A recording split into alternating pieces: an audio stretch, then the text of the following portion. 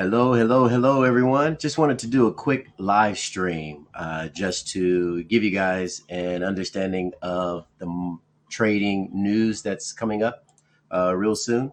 So, if we look at here, we actually have news coming up. Tomorrow is Friday. So, we have a lot of flash manufacturing, flash services news coming up for Euro, which is in about 30 minutes. And then we also have a British pound, and we also have US coming up much later. These times are Pacific times. I'm in Los Angeles, and welcome to Profit with Professor. I'm going to be talking today a little bit about purchasing managers, which is basically just PMI, the Purchasing Managers Index. And so the reason why we're looking at that is because I'm going to be trading euro dollar, and I want to see how is it going to move as far as price action is concerned based on this news. Now, why is this news important? Um, the manufacturing index is basically the purchasing manufacturers index. Okay, so let me pull this up real quick.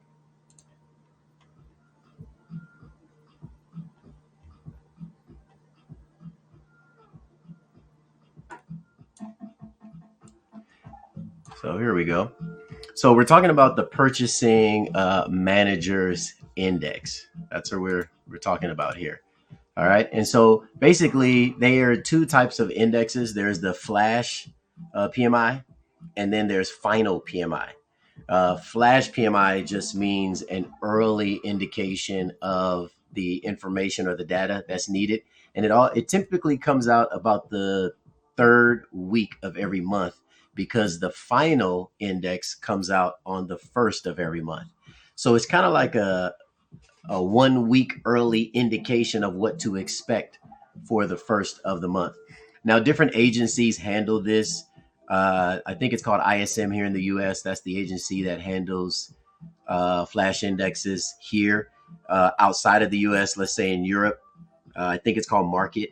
That's the name of the agency that handles that. But regardless of the agency, all the agency's job is to release flash indexes because the final index is released by the government themselves so that they can actually measure and see how the economy is. But the flash index is done by agencies outside of the US because a lot of companies they want to see what the government sees and they want to see it ahead of time before the government starts making decisions. So imagine if you have a company like this, a manufacturing company where you make or manufacture some type of product, and it doesn't matter what that product is, but it's something that we all use.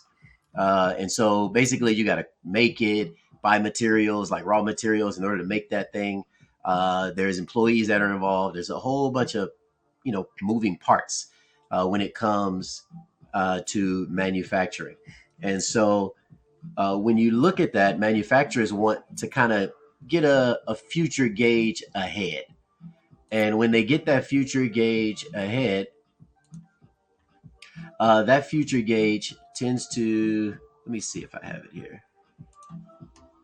That future gauge is based on, like some charts like this. And so that gauge allows them to see ahead of time what to possibly expect as far as consumer spending. So to give you a little bit of understanding, um, about 25% of GDP, this is why it's so important.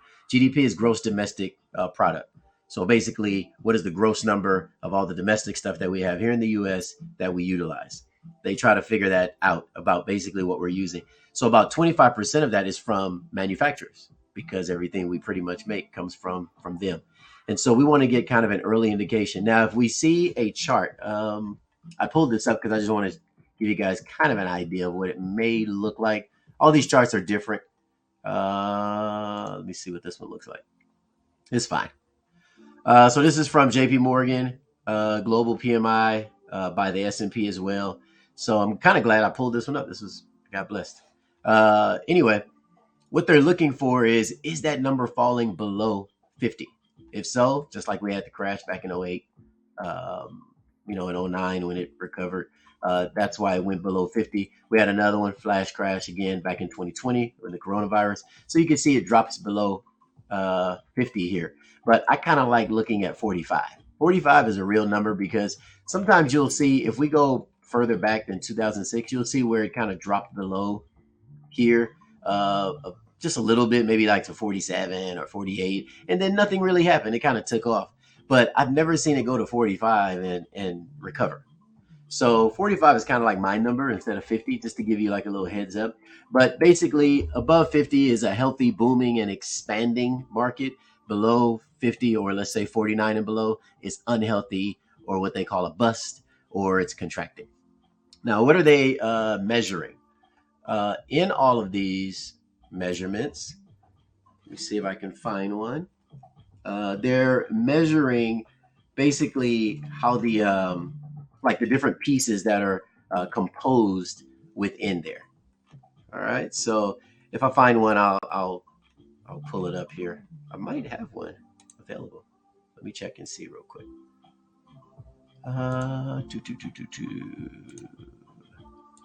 PMI. Oh, I do. Yeah. Awesome. So I got one here. So basically, what they're looking at is employment environment. Like, is it a good time to hire or fire, lay people off? Maybe I should say. What about the new orders that are coming in? Purchasing managers also have to worry about inventory levels. Do we have enough left over, or do we have too much left over, or not enough to make the sale?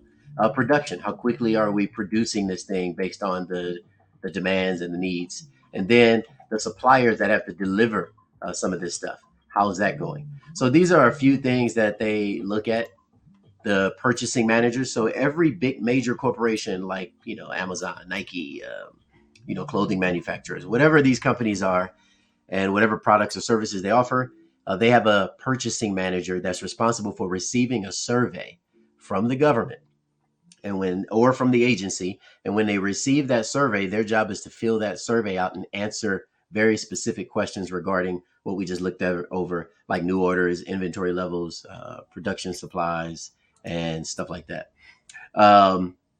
There's another number called the composite PMI.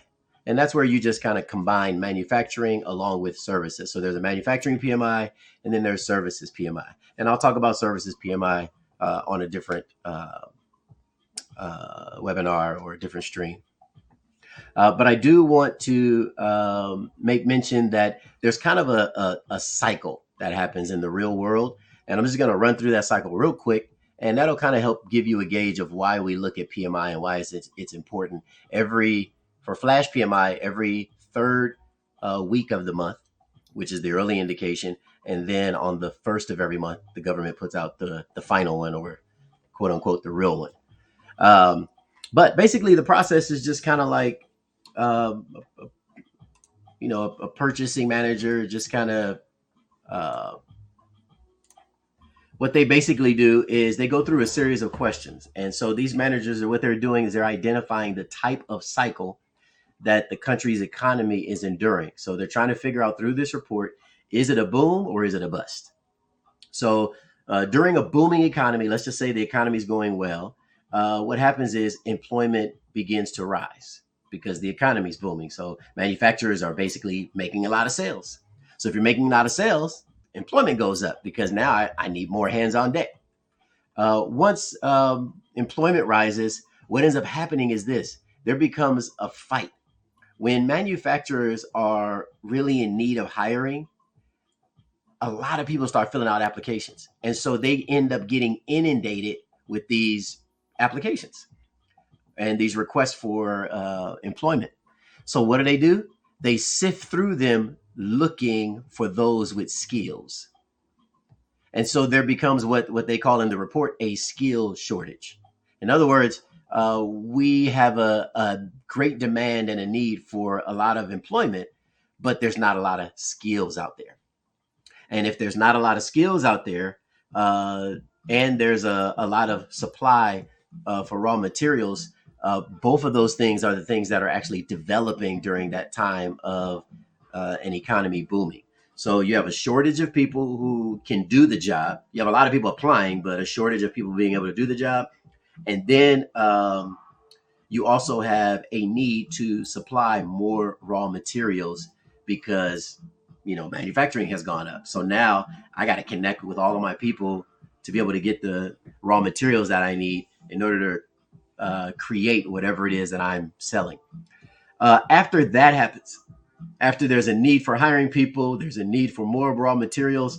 Well, what ends up happening? Because I need more people who are skilled, I have to increase the wages. So I increase wages, and then I also increase the amount of materials, raw materials that I need to purchase. So both of those things increase for the company. Company's booming in business as far as requests are concerned, and they're getting a lot of orders in, but now they got to hire more people. So now some of that money from all those orders is being eaten away from wages and being eaten away from raw materials because raw materials rise as well. So when that all happens and everything's going up, well, inflation begins to increase. Why? Because a lot of these manufacturers, when they start selling stuff, these products to the companies, what ends up happening is if the company is being inundated with customers and they can't seem to fulfill all the requests, they start increasing prices because they're trying to take advantage of the people's need. And they're trying to make as much money as possible before the excitement goes away. Well, when that happens and they start raising prices because they're trying to be greedy, the feds come in and they try to combat that inflation with increasing interest rates. And that's what you've been seeing happening lately. And that's the responsibility of the feds, which is over the Federal Reserve. So the feds end up raising interest rates in order to try to slow down all of that demand, try to slow down all these people's spending. So if they increase the interest rates for the banks then increase the interest rates for the manufacturers or these companies here, because a lot of these companies get loans. And when they do that and start increasing the interest rates, then the companies start passing that on as well. And when everything, just starts getting kind of up there, then it just starts slowing spending down because people at some point realize that's too much money for that product. I'm not spending that kind of money. And so you just see spending starting to slow down because everywhere interest rates going up. So it's not just going up for that company. It's going up for your car payments. It's going up for your mortgage payments. It's going up for your credit cards. Like everything's being affected. And so since you and I have to now spend more money on interest, we spend less money purchasing, and then that causes lower inflation or causes the inflation to low. The problem with raising interest rates and lowering inflation is economic growth begins to slow down. And you don't want it to slow down, but you also don't want it to go too fast. You want it to be measured right in the middle somewhere.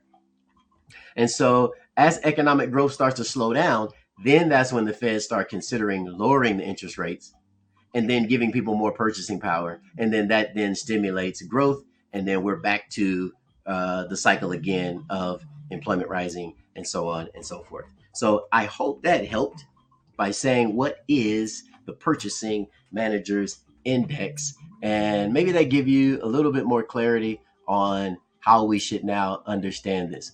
So if the economy is going, great as far as the PMI index is concerned, and if you look at a comparison of it against the S&P, you'll see they kind of run neck and neck.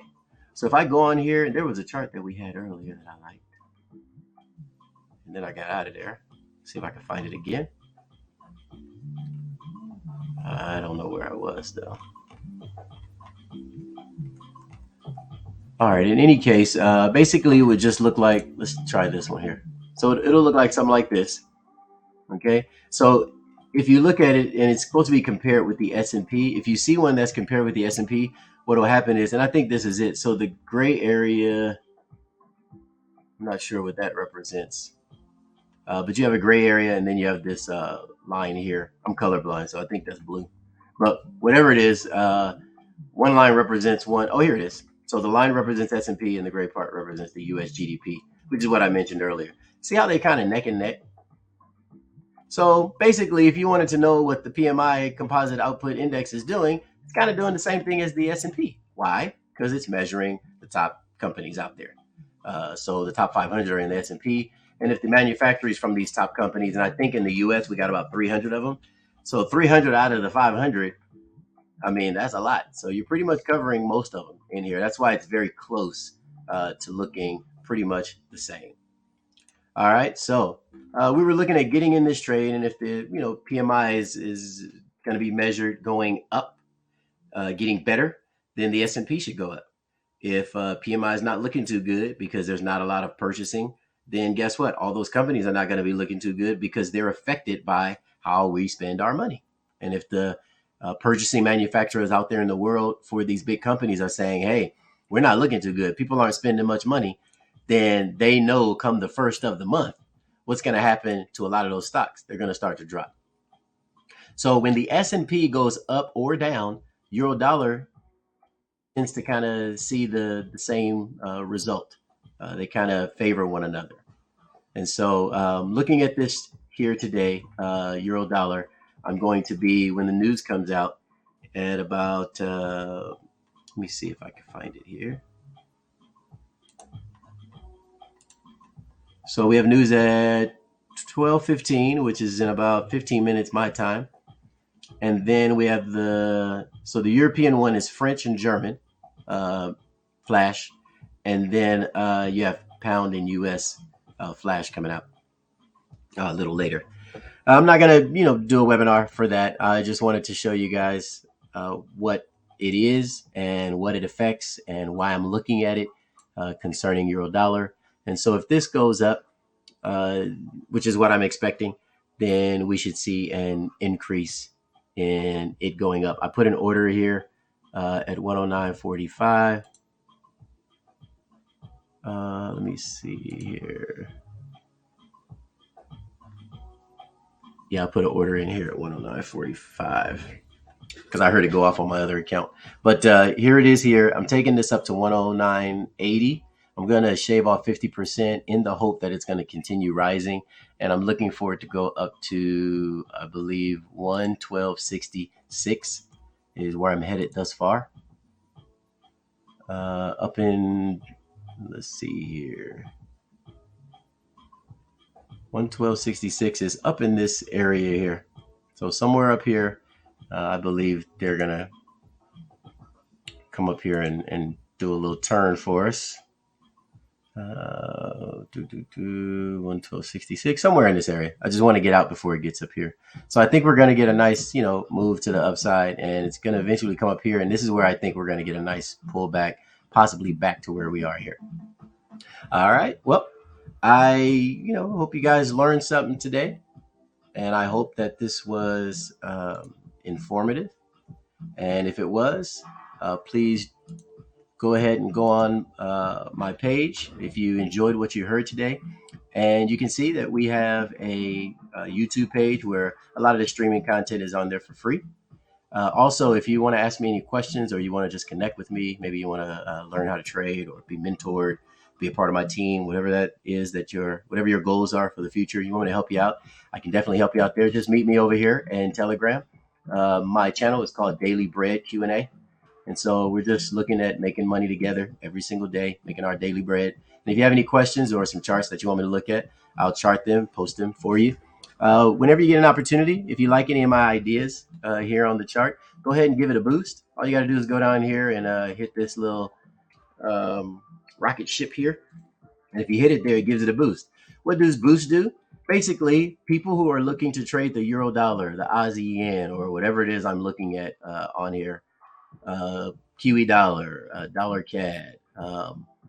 Maybe I'm looking at a stock. This is Green Brick Partners. Might have been looking at Bitcoin. What else I got on here? Dollar, yen, gold. Doesn't matter. Whatever it is. So whatever it is that I'm trading, if you like the idea, if you believe the idea is great, you like the video, the chart, whatever it is, give it a little boost. Why? Because it'll put it at the top of the list for others to be able to see it, and then they'll be able to capitalize off it and make money. That's what I love about TradingView. It's a community of traders. We all trade together. We all make money together. Also, if you're enjoying any of these videos, come take a look at them. If you like, what I'm teaching and what I'm showing and how I'm charting, and all that good stuff, then you can go ahead and follow me. And if you follow me, what'll happen is every time I'm on, it'll flag you. And if you're available, you can come holler at your boy. All right. I love you guys. God bless. Wish you guys all the best. I just want to help you out. I have a whole team here that can make that happen. So if that's you, get with me, and then we'll grow together. All right. God bless you guys. And you guys have a wonderful rest of your evening. Make some money. Take care.